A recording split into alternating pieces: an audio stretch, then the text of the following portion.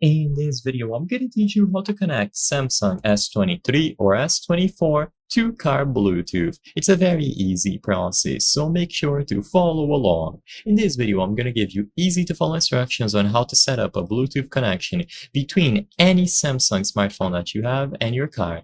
Keep in mind that this process will also work for any other smartphone. So even if you don't have a Samsung smartphone, you can still follow along with this video. And obviously, as long as your specific smartphone supports Bluetooth, it doesn't need to be the S23 or S24. The process is the same across all models and devices. So first, make sure that Bluetooth is available for your car model. If you aren't sure on how to enable it or see the options, I recommend checking the manual. Sadly, for this video, I cannot give you instructions for every single car model out there, but usually you have to go over to the settings and then find Bluetooth among the options. It is either going to be Bluetooth and Wi-Fi, simply Bluetooth, or something like wireless devices. So once you find the Bluetooth category, you will see the option to connect a new device, the saved devices that you have, such as this phone connected previously, and then all of the features that it has.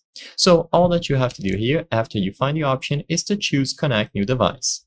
Now on your phone's screen, go over to the settings and then access the Bluetooth category. Regardless of the model, you will access the settings and find the Bluetooth category. Make sure that it is enabled.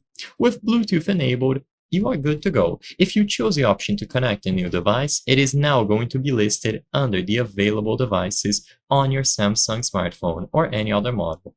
Just choose it from the list, and immediately upon doing so, you are good to go. It is going to appear on the list of connected devices. You might have to type a specific PIN code that appears on your car's screen, so if you see something like a bunch of numbers or letters, make sure that you input it into the Bluetooth connection here.